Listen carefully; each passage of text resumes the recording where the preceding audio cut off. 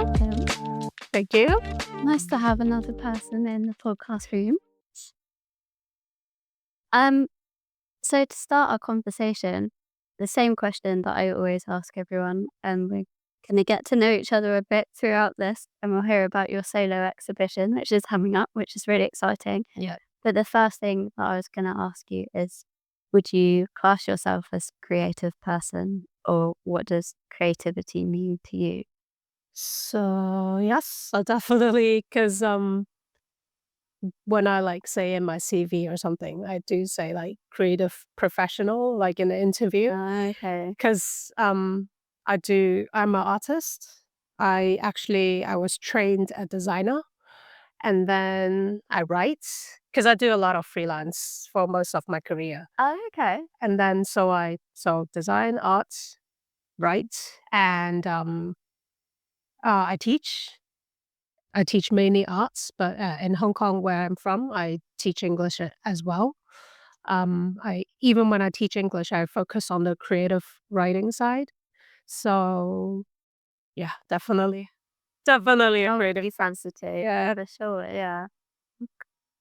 I noticed that actually when I looked at your form that you filled in for the podcast and you had all these different things. So it's gonna be a really exciting conversation because it's almost like you have all these work kind of different things and projects you do, don't yeah, you? But then it seems like you also live in a very, I don't know, like open-minded, creative kind of you, feeling way. yeah. You can say Yourself.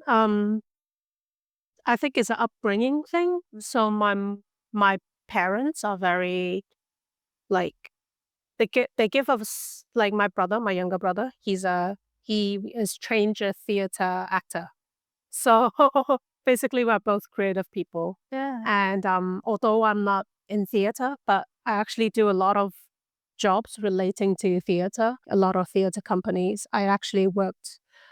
I don't work directly with like acting or dancing, but say one of my projects here I did was with Mayflower Studio, a masked studio. Yeah.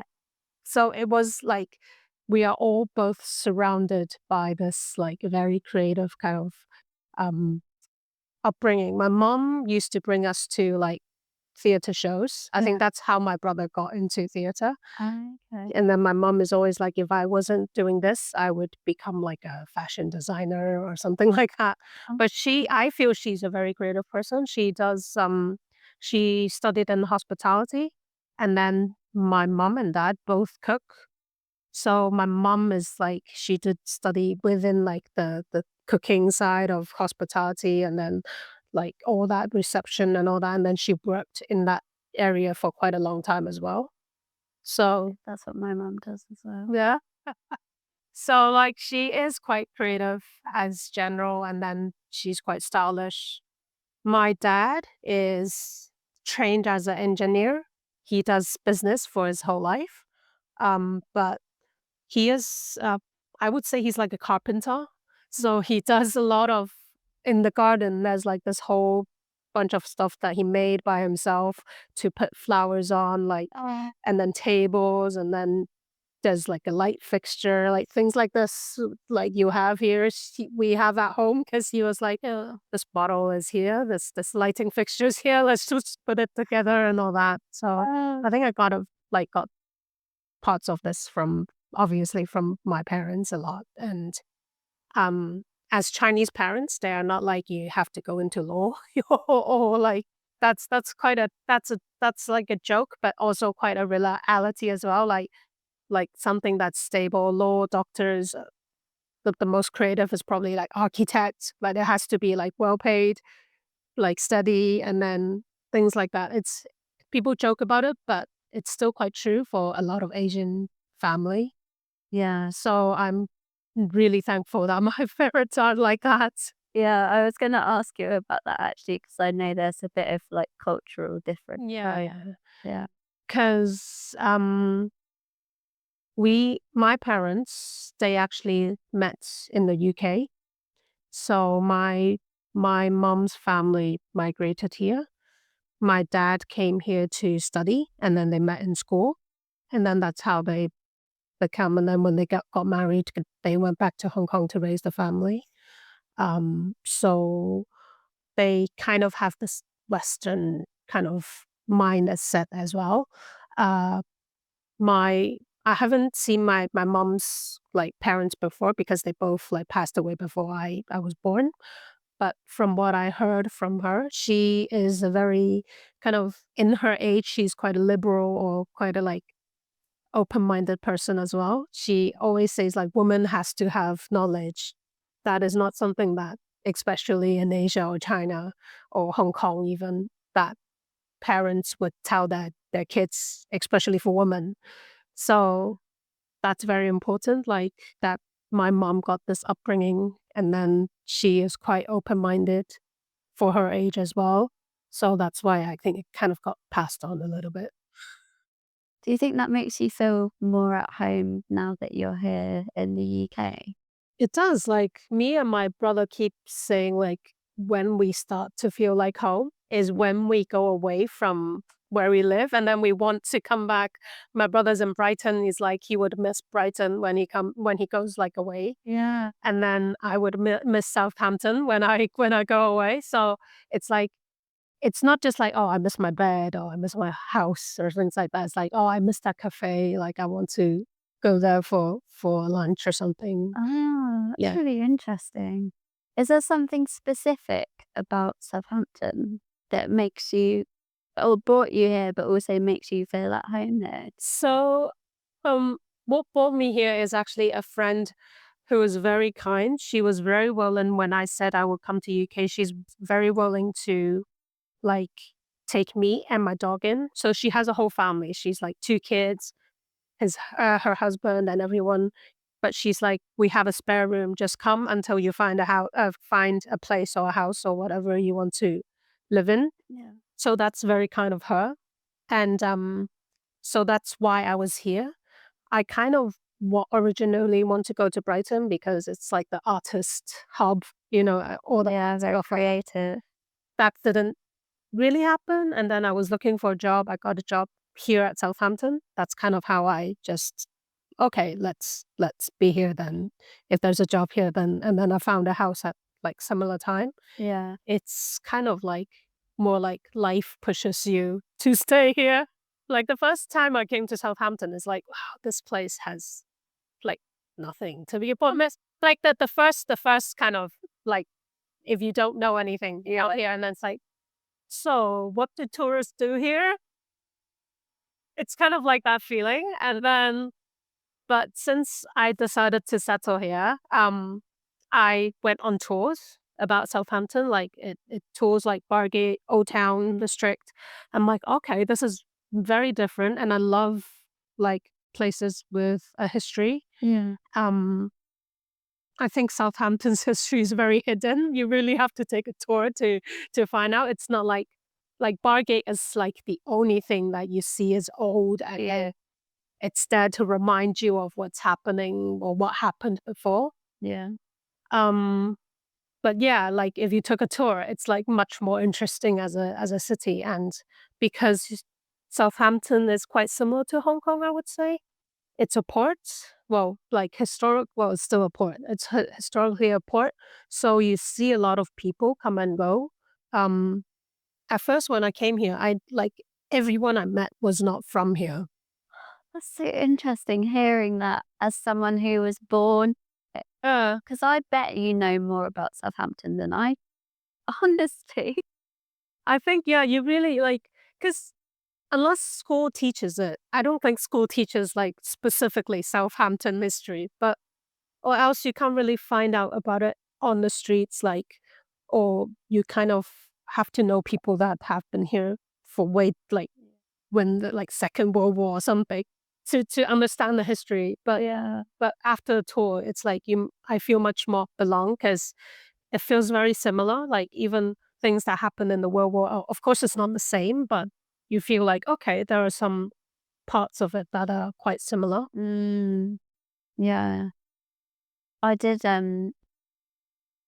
interior architecture at uni, but I remember we had a specific module that was about like making of place and the materials of the place. And I guess that kind of feeds into your work as well, doesn't it? This like very tactile sense of Yeah, yeah. belonging, which is really fascinating because it's almost like an emotional thing, but you bring it into this To tangible Yeah, yeah. realm, don't you? Yeah, because so that yeah, that touches on my work. You put it really nicely, like, it is basically that, like, it's, like, emotional because when I paint, I don't really think. That doesn't that's not realistically true because, Yeah, like, philosophically, you think all the time. Um, what I do is usually I don't have a concept. So for me to have a concept like the exhibition that's coming up, that's already something that's very different that I do. But usually I just start off saying, okay, today I'm going to spend, I have this time or I have like 2 hours. Let's just spend it in the studio and see what happens. And then I just pick up a canvas or something I've done before. And then if I feel like, okay, let's start this, and then I just pick up a tube of color and then just go and move on. I might play some music or podcast or something in the background, but that's it. And then um see what kind of what will happen kind of thing. So that's what my work is about. I make it tangible because it's just fun for me. But the thing is also that when it's tangible, I feel that more it's it's another layer. And I feel it breaks a lot of stereotypes about like galleries and artwork. definitely. Um, and it also literally you are connected to the artwork because you are touching it. But most galleries and museums, you aren't allowed to touch it, Yep. which is very unfortunate. Like if you are able to touch a Van Gogh, I'm pretty sure you will cry because by looking at it, you there's a lot of like a immense amount of emotions in the Van Gogh. Yeah. But you see all that texture in the oil paint and all that. That's he doesn't think about it, but he Mm. does it, and that's part of him putting in his emotions and all that. Yeah. Yeah, So that's why I want to have that layer. It's like I when I do workshops with this kind of work, I would say things like when you're angry, you want to stomp the ground. So now let's like pick up a brush and or something and stomp the canvas. That's kind of the feeling when you put emotions onto a surface. And the way I do it is you can feel that even if I try to do like something happy, if I'm not, it would not show up happy. Like for me, it's like you at the end you would see that, oh, this must be done when it's a really sad time, and then all that is poured into the canvas. yeah. Do you find it helps you, like, making your work and that process of going through and kind of putting your emotion out into material form, like paint and stuff? Is that almost like a personal journey for you as well? Are there other ways that you do that, or is it more like if you feel like you need to process an emotion, you go into your studio and make work? Yeah, because sometimes if I don't get to do that for a long while, I feel the imbalance. Yeah. So 2 ways I process my emotion. I don't used to do the second way. It's always like painting and do making art for me is the way to process my emotion, but recently I feel that going to the gym is also like I can't like miss too long of the gym. Like if I haven't been for 2 weeks, I would like be uncomfortable in general. And then I find that because the last few months I've been living in quite a stressful kind of uh generally just stressful in life. Uh and then I find out when I go to the gym, when I run, I would cry. Like I don't like, I don't purposely do it. I don't, like, put on a sad song or something. It's more when you run, you don't put on a sad song, you usually put on something, like, very upbeat, like hip hop or things like that.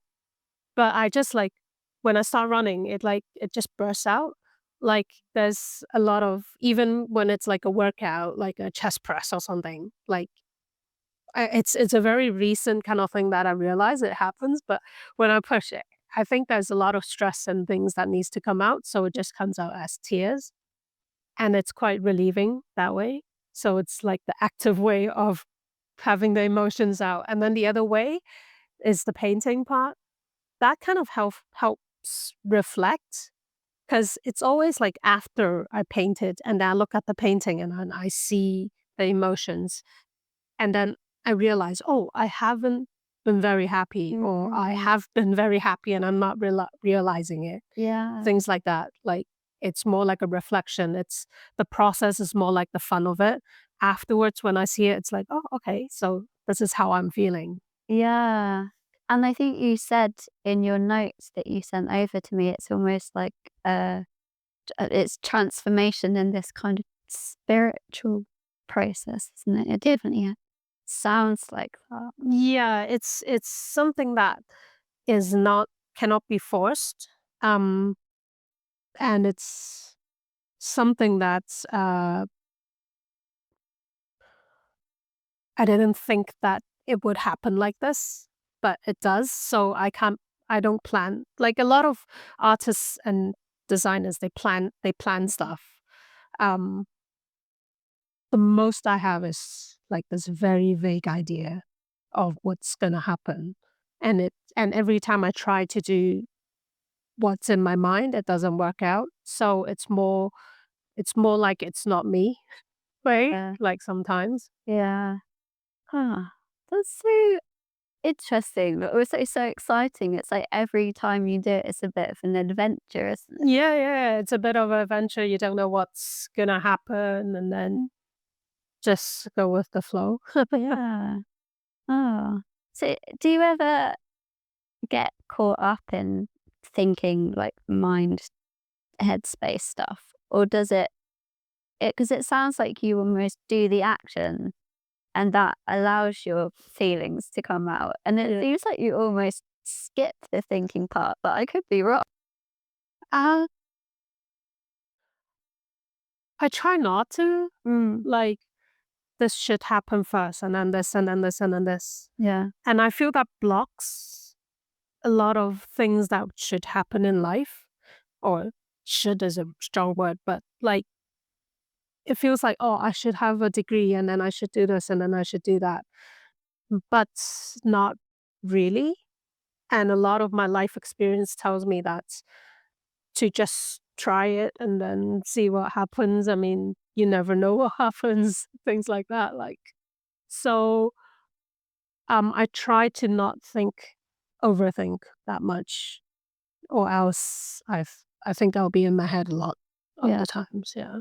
And you said that you used to be a designer. Was that part of the reason that you kind of came away from that way of working? Or is that more just because of the move? And Um, yeah, I used to be a designer, and Hong Kong is a very like competitive place, and then prices can be like from this low to this high.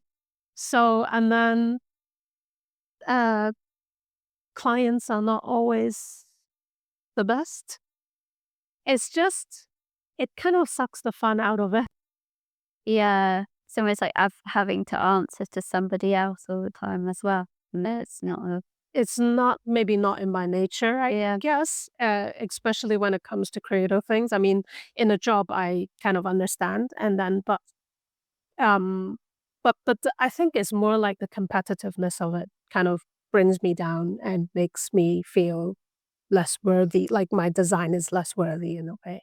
So I kind of stopped. I have been recently thinking, let's try it out, start freelancing with graphic design here again. yeah, Haven't started anything because just too busy with like the rest of the stuff, and then yeah. so yeah, Something for the future to watch out for. yeah, maybe Real hopefully, design work. yeah.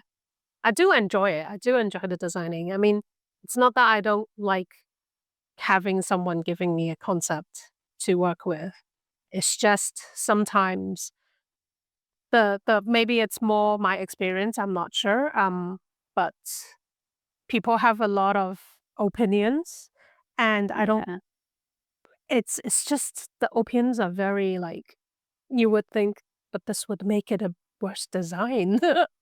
And then but you kind of have to follow, so it kind of sucks to do that, and then Yeah. in the end, you have something, but it's not something that I think is the best. Yeah, Yeah. I know what you mean. That it's like a different process, isn't it? When you commercialize your creativity in Yeah. that way, and it starts as one thing, and you're like, yes, this is exactly what it should be. And then someone else comes in and, like, no, just change that and move this. Someone else comes, and then it becomes Very three different. people's work instead of your work that Yeah. you've carefully It's the crafted. balance, especially, like, in Hong Kong, I think they're more concerned about how it looks rather than the concept behind it. Okay. Like, if you have a very strong concept and you try something a bit more abstract, they it's not it's hard to sell, I would say.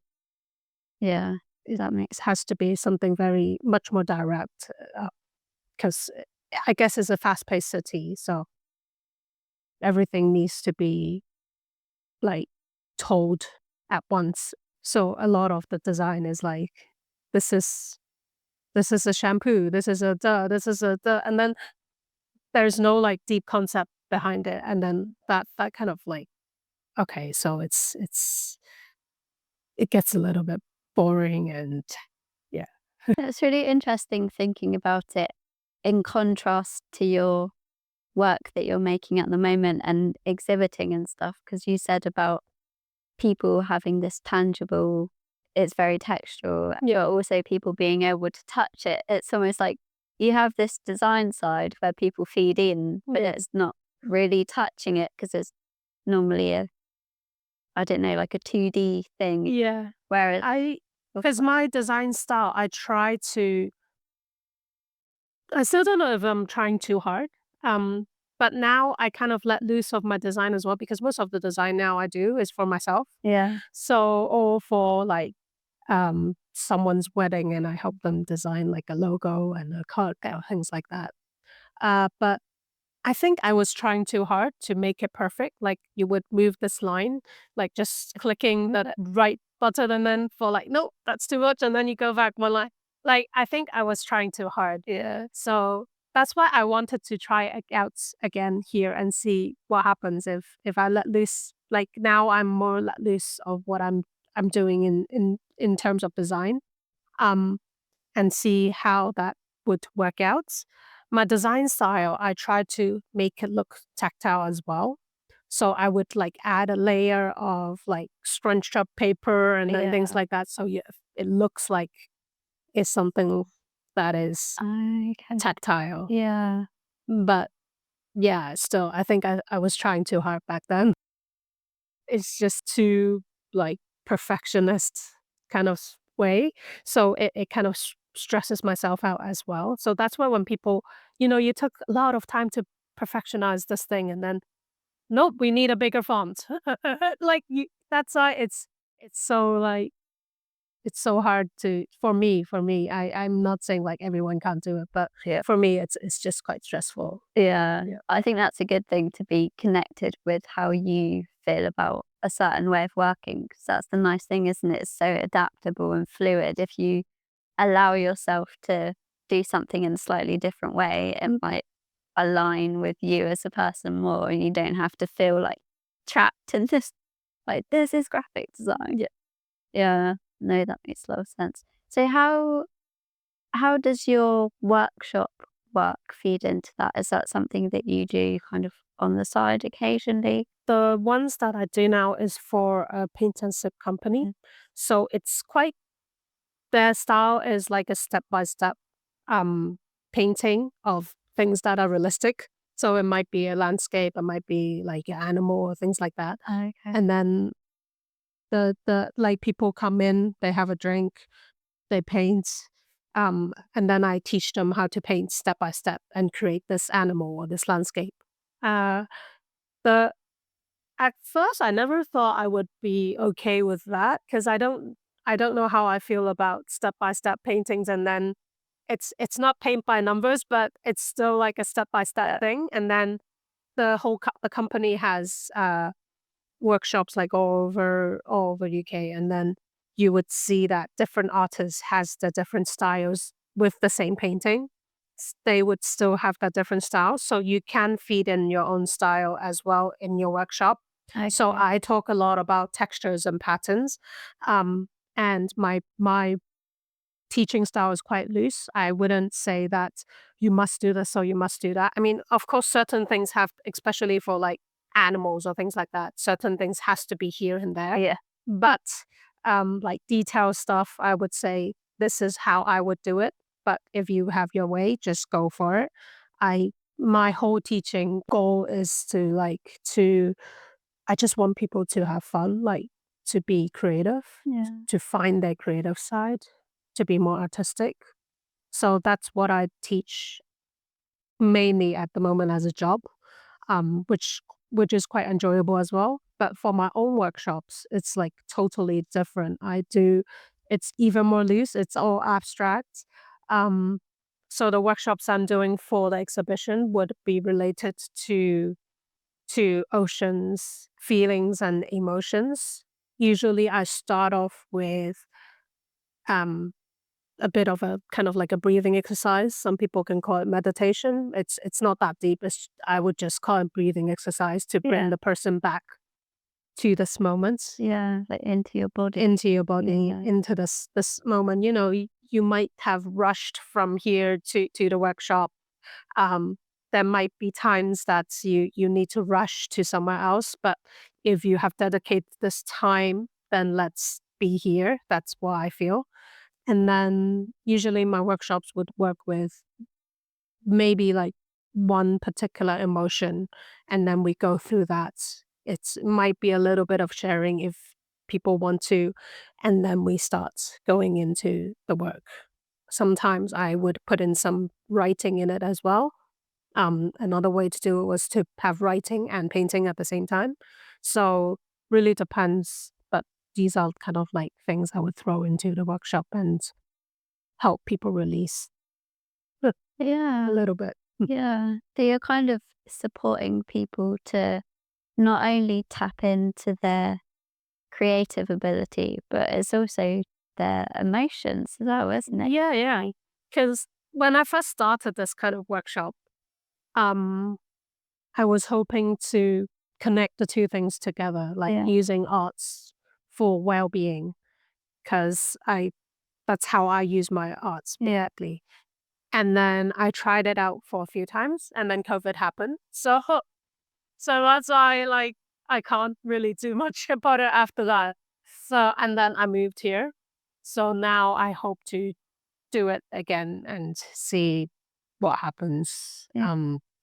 And there is a slight kind of motive to promote abstract art. Mm. Um, when people hear abstract art, it's like, so what is it? Like, I'm not gonna like, what am I painting? Things like Yeah, they that. wanna understand. Yeah, not understanding it, Yeah. but it's actually, I think the best people who can learn is kids. So if you just throw them a canvas and say paint, they at first they would be, huh? And then you just say, this is the tools, this is the paint, just know whatever you want to do. And they would go. Yeah. For adults, it's much harder. They would ask you so many questions. They would start asking, so how do I use this? I'm like, it's a brush. I'm pretty sure you have learned it before.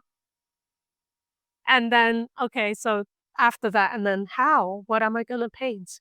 You need to guide them through much more. Like, so what's your favorite color? Let's start with that. Yeah. You can't like, it's quite different, but kids have no, like the shell that kids have is very minimal. So you can just throw them stuff and say paint.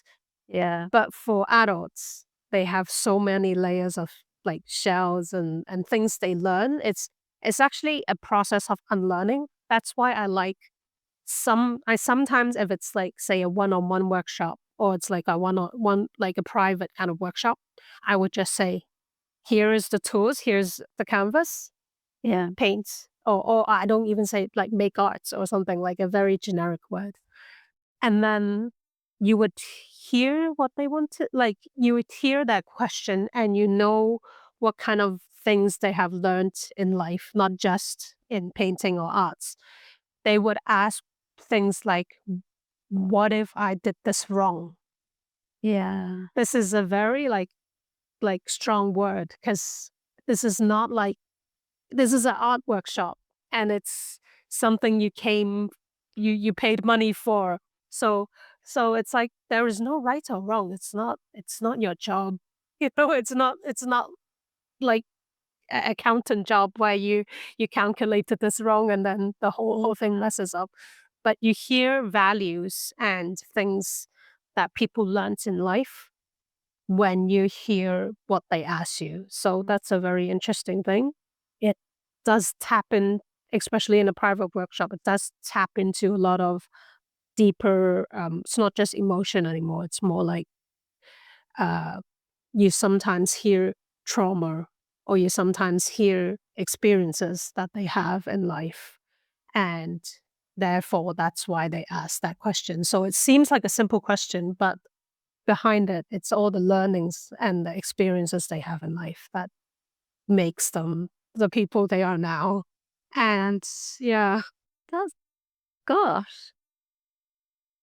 I feel a bit emotional, like, hearing about probably I think it's such an interesting keep saying interesting. It's more than interesting. It's a terrible thing I'm through.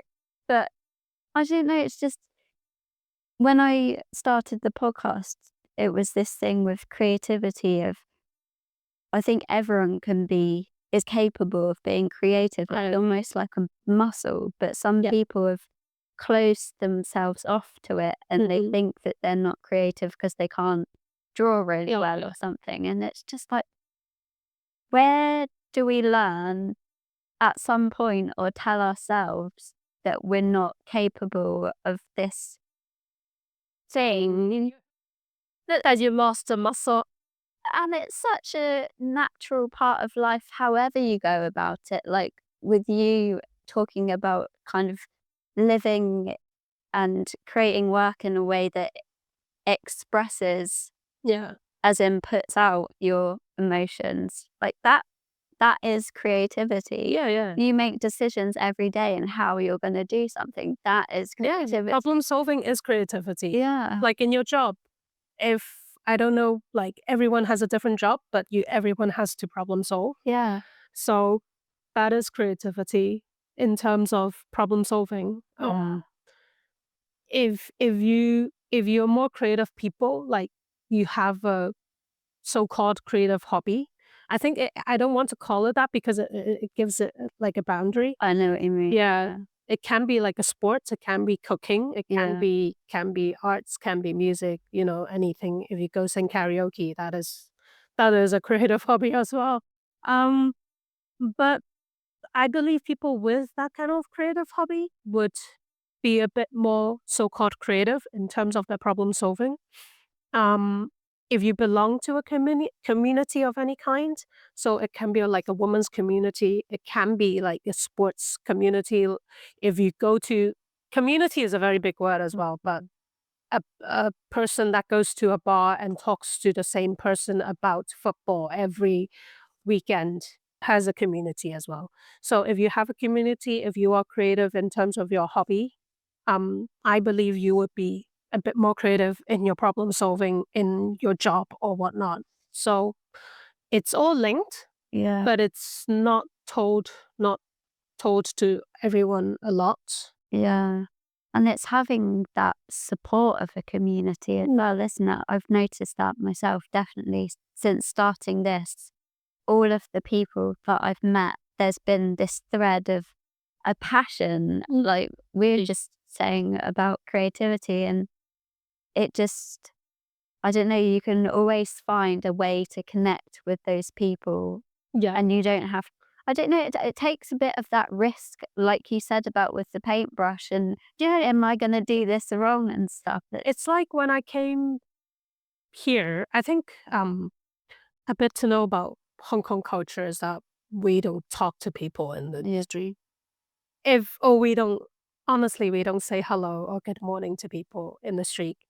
You need to imagine you're in London or New York. Imagine you have to say good morning to every person you see in the street. It's a very different kind of Yeah. place. Whole of Hong Kong is people. So you won't really say good morning to everyone, so you don't really have that connection. I would say I'm quite privileged. I live in a village, so I see less people. So I do sometimes say good morning and hello to people as well, especially my neighbors.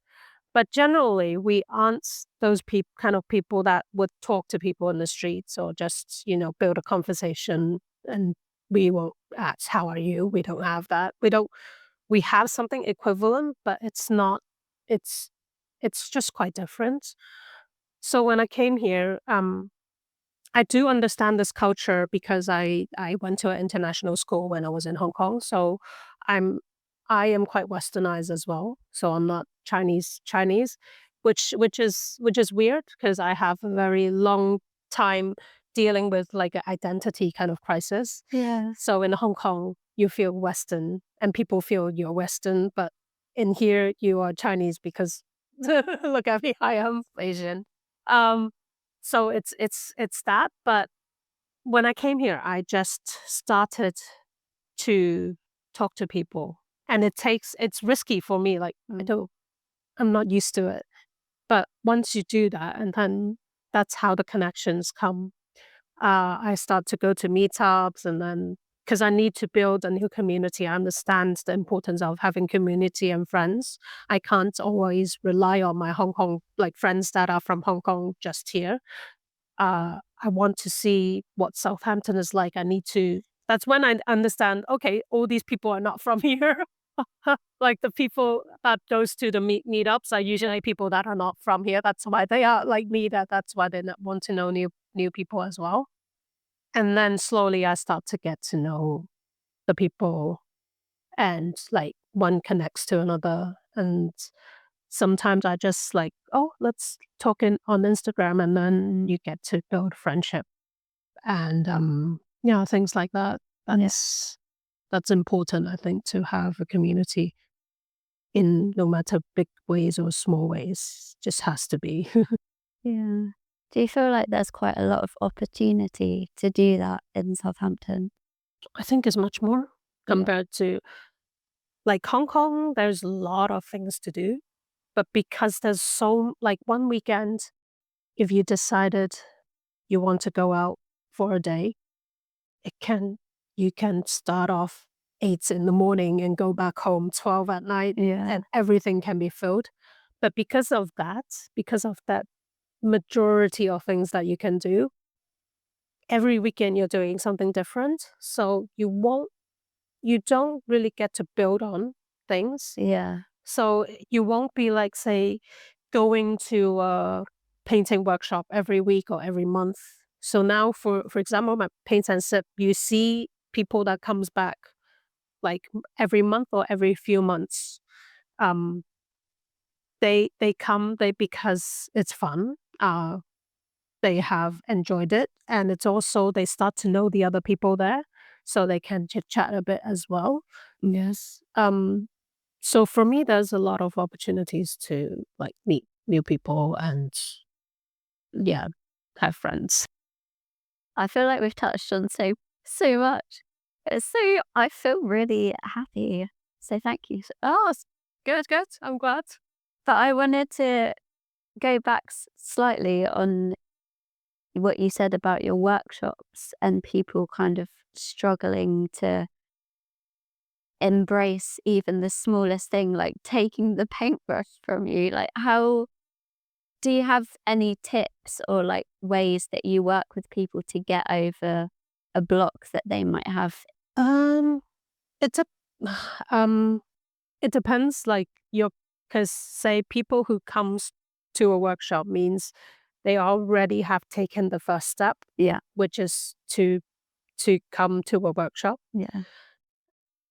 So for those people, uh, for my workshop, maybe not the pay intensive one because that's a very different scenario, but for my workshops is usually smaller, and then I usually keep it at 10 people is a very big like number already.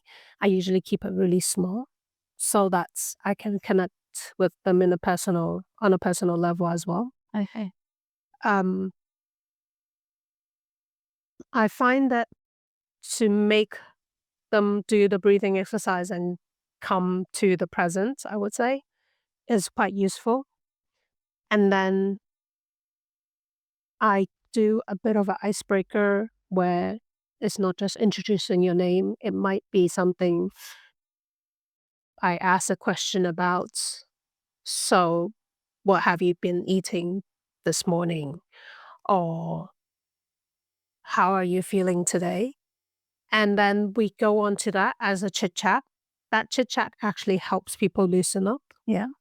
Some people are very willing to share, especially when they have a bad day.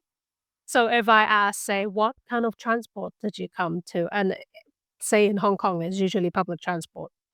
And then people might talk about how stressful it was, or the person that they met, or that did not like is right in their way. And then there's a lot of that. And it helps when if all these things helped before I start the workshop.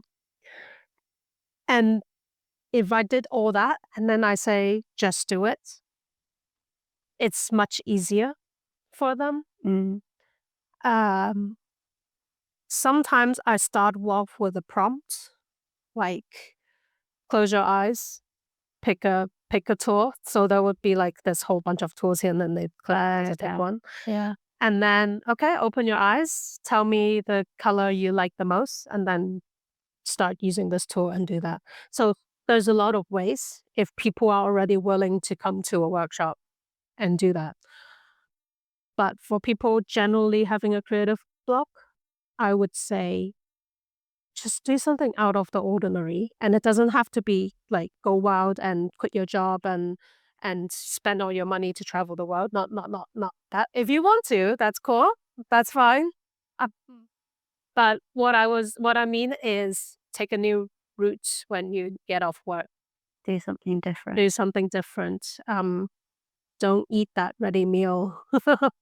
Even if you go for the Chinese takeaway, don't eat the same egg fried rice or something like just do something different. Yeah. Maybe every week, just pick one thing to do different. If you can pick one thing to do different every day, that's even better. And then that is how you pick up on being creative. Because by the time if you start doing something different every day, you have to start being creative, thinking, today, which things should I do differently? And then that's how the creative process comes to mind. Um, a lot of people have a lot of ideas in their mind. They just don't do it. Uh, like a lot of people would share with me, I can do this, I can do that, I can do this. Yes, you can. But the first thing is you need to start doing it. Yeah. It's like people saying, my kids can paint that. Yes, your kids can paint that. Did they? That's like, I can paint this. Yes, you can. Did you? You just need to step out and do it. Yeah. That's something very important. Yeah. It's like getting it out of your head and into reality. A lot of people have a lot of I don't want to say excuses, reasons. I agree. Everyone's life is very different. I don't have kids, so maybe kids is not in the way, but I do have a dog. So my dog is sometimes in the way. But that's not my excuse to not paint or something. Yeah. I can count the times that my dog stepped on my painting or I have paint on my dog, things like that would happen. I'm not saying that's okay, plan a full day painting session for yourself. It might just be pick up a piece of paper, just doodle on it. while you are having your lunch break. Yeah. Something like that. You can start very, very small. It can be just a 5-minute thing. A lot of people talk about meditation. They say, I don't have time. That is the most ridiculous thing. Sorry, I have to be very honest. If you are planning to do a meditation and you said you don't have time, that is the most ridiculous thing Yeah. I've ever heard. Because I did once, I did meditation for every day of a year. What I did, I did not say I have to do a half an hour meditation every day. I treat it as like a breathing exercise. So if I did 3 breaths or even 1, I won't do 1, but if I did 3 breaths, I would say I did my meditation for that day. Yeah.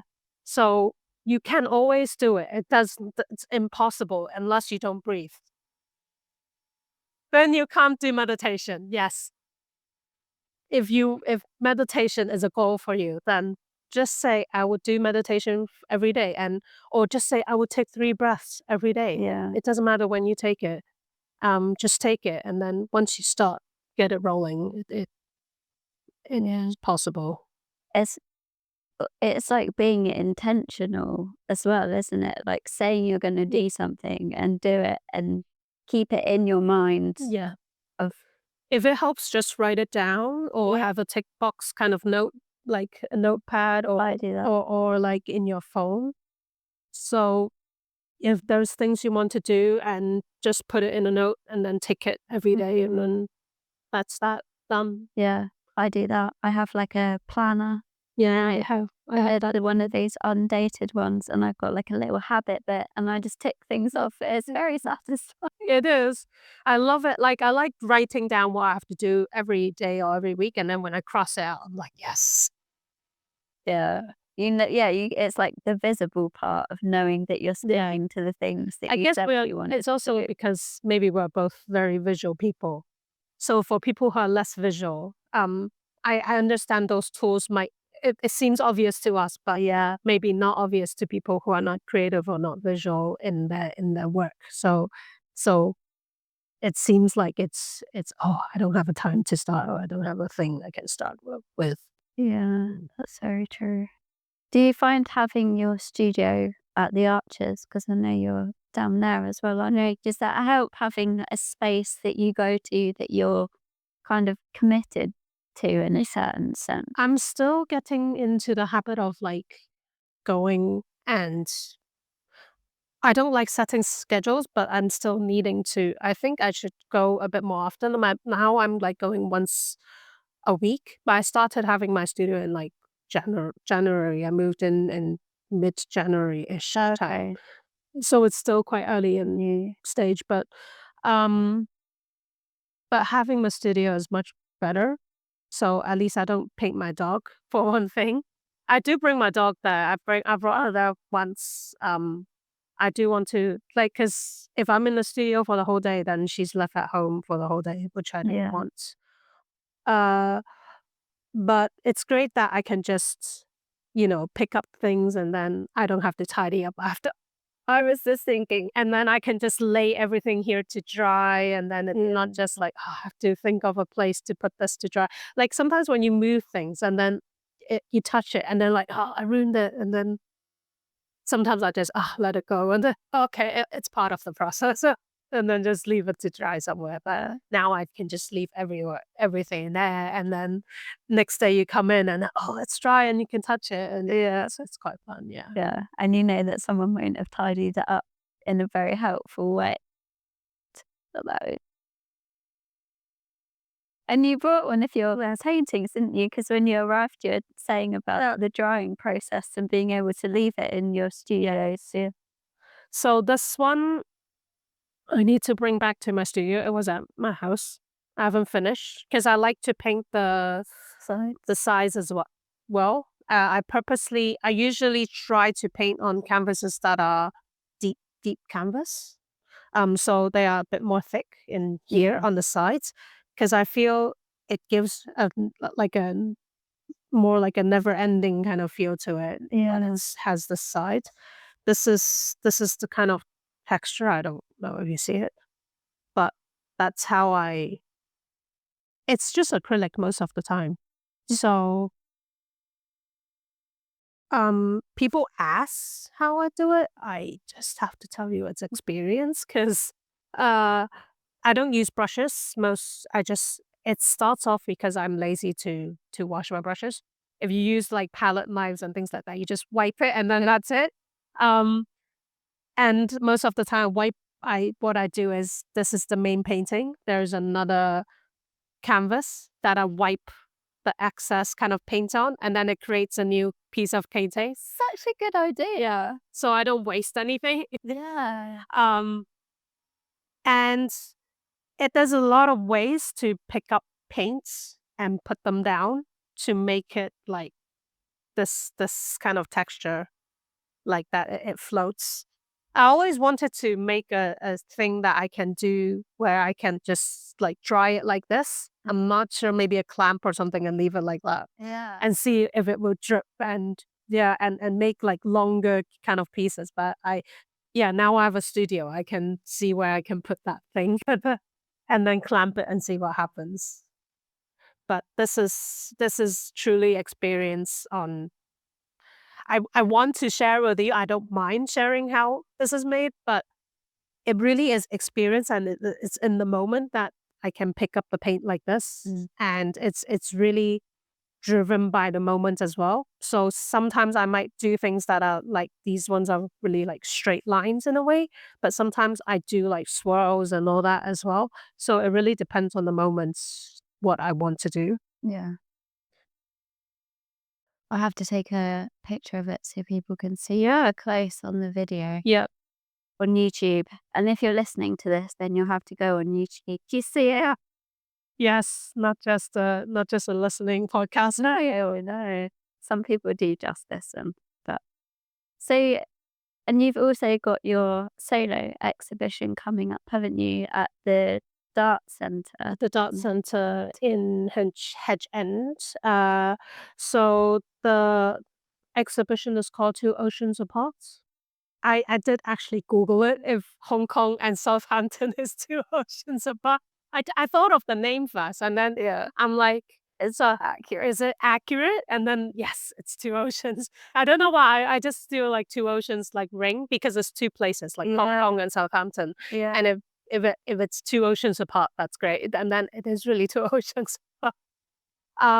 It's because I came here nearly 2 years now in 2023 June.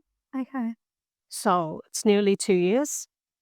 It's kind of like to revise my life here for the last 1.5 year-ish. And to kind of see what has happened to me and what's I see it as a traveling, but have I settled here or have I already like turned into a new person? Because when I go back to Hong Kong, because I did go back a few times, because my dad is unwell, so I go back quite often, more often than I thought I would. I'm sorry to hear. Yeah. Well, life.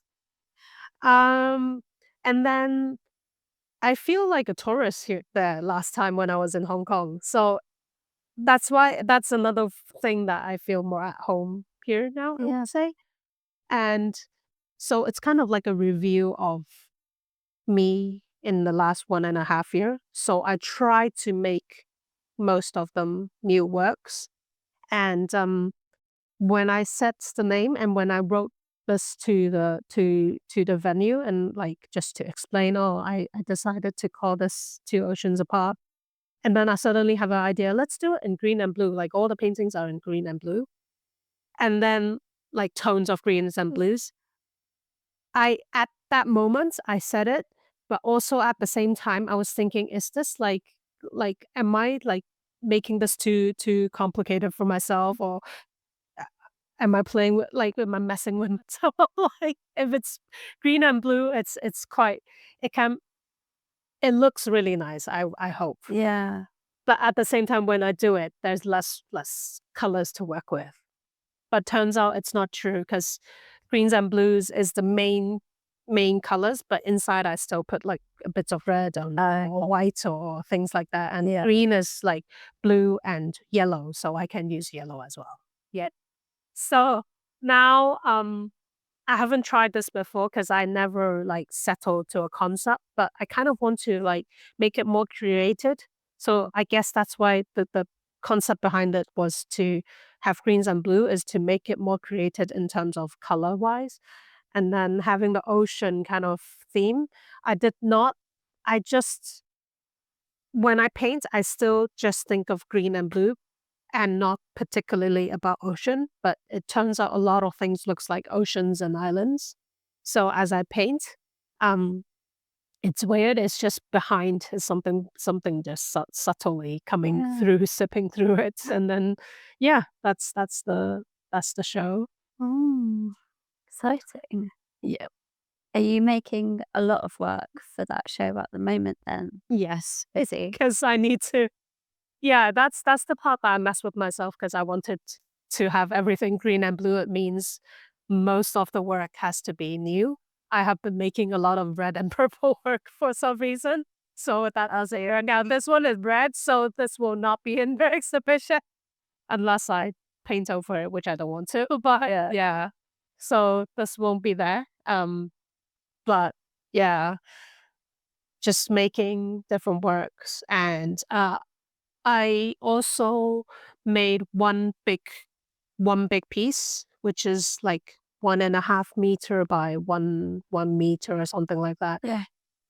I wanted to do it on canvas at first, but thinking of because I don't have a car, so thinking of the traveling, I brought a piece of fabric and I painted out the fabric instead, so I can either roll it or something that is much more easy to carry. Yeah. Um, And you can stretch it out after sometimes, can't you? If you Yes. make a frame and Yeah. yeah. So for this time, I might not even stretch it out. I would just.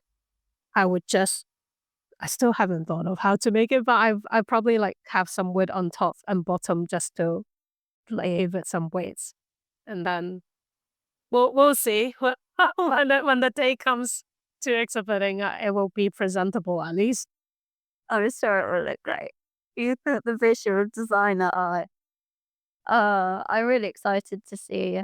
I'll have to go and visit, but I don't want to get you to say too much because I know obviously you want people to go and see the work Yeah. and it's still in progress and stuff. But when I saw your Instagram post about it, um, I just read the caption and it just sounded really fascinating about the question that you had. And I did screenshot it, but my phone takes too long to unlock to read it. But you said about, and you also referenced it a minute ago, was just this question of have you settled? Mm, Have you kind of become a new person? But there was another one. I can't remember. I mean, right. Comfort zone. Settlement comfort zone. yeah, that was it. Yeah. Yes, a very, a very kind of deep question to be exploring. But I think, I don't know, I think I find it especially interesting at the moment because I'm kind of going through a transformation of sorts and just hearing you talking about being between two places and kind of figuring out where you feel this sense of home and sense of belonging and kind of rooting. Yeah. It's weird because since I don't think a lot until afterwards, Yeah. it's more the reflection part Yeah. that gets me rather than the process. I feel that this, like preparing for the show, writing captions, writing press release like this, and then actually doing the graphics for it. Oh, I start to feel it's becoming real, but it's also like when I write these things, it just comes to me and say, "Oh, okay, is this these are the things I'm exploring." It's like the reflection part when I'm writing the press release. So the process is the painting. Yeah. So I don't reflect on it like immediately. But when I am doing the writing and then the graphics, and then I'm like, oh, okay, so this is what I'm feeling. Um, as I said, like my dad is unwell, so I've been in two places quite a bit. Uh, it also it also means although I am living here, but I have another life in Hong Kong as well, my family.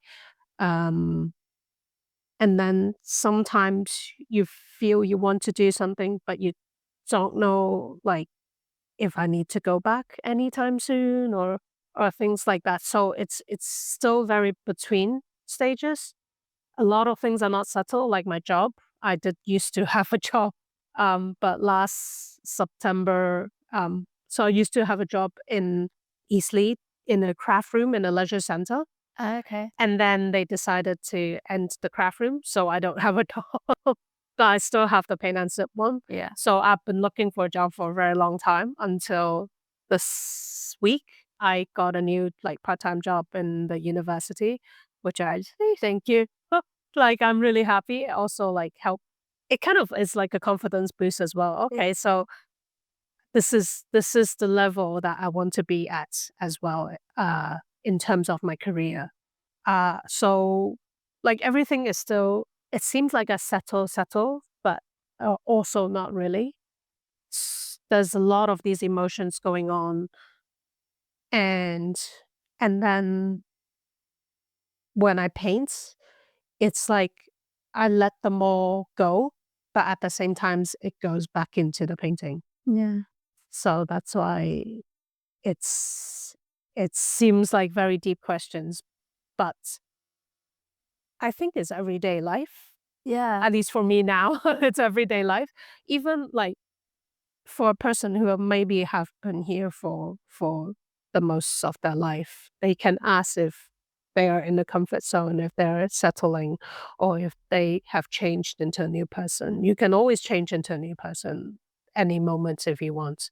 And that transformation is not like you quit your job or it's not, it doesn't have even have to be something big.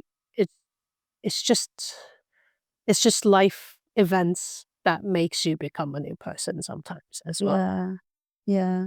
And I think there's just a thing, isn't there, about allowing life to happen. And sometimes you try and like, you think you're in control. Like, Yeah. I'm going to put this block in place. And So I think it's COVID that really like changed me and Yeah. how I think, how I stop overthinking. yeah. You can plan 10 things, 20 things, but COVID can happen again.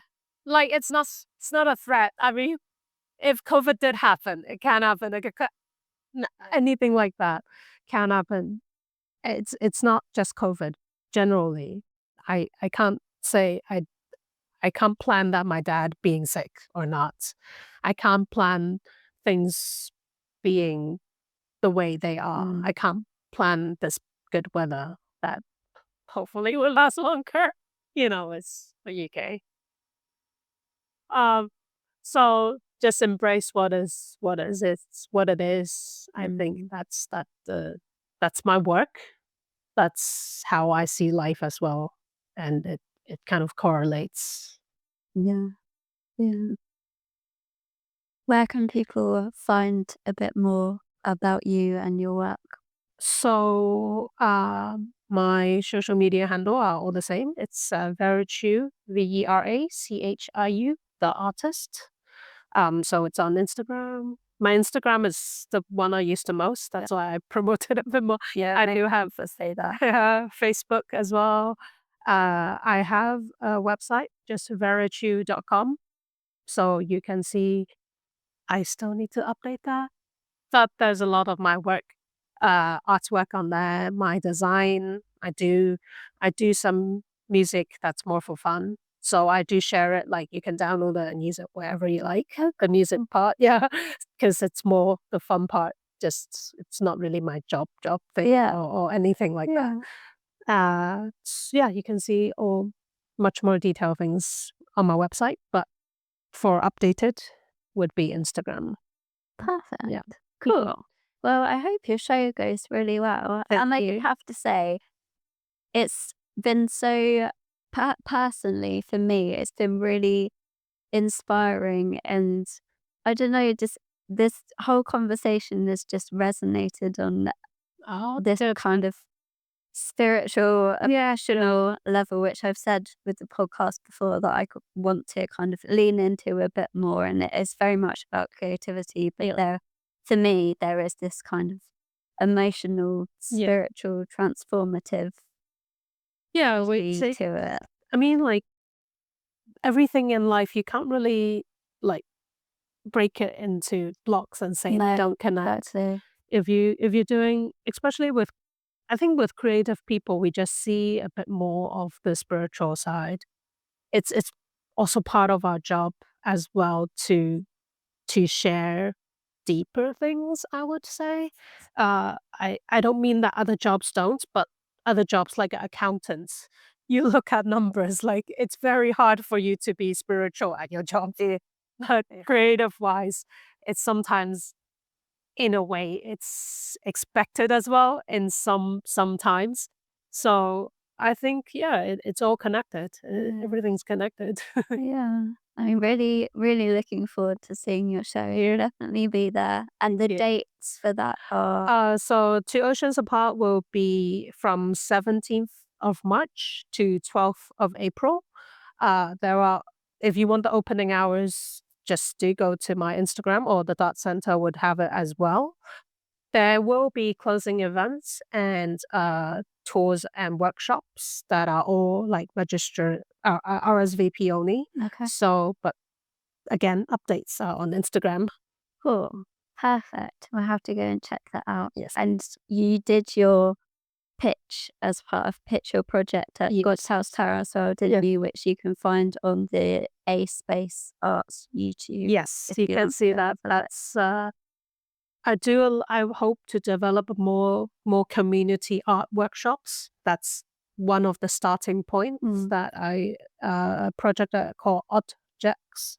So Odd Objects. Okay. It's a project about belonging and identity, and it kind of came from like more like a migrant kind of point of view, but also belonging and identity can be about a lot of things like Mm. LGBTQ, being a woman, being a man, things like that, being a certain race even. So I think there's a lot of possibilities to do community arts workshop with this project and this title.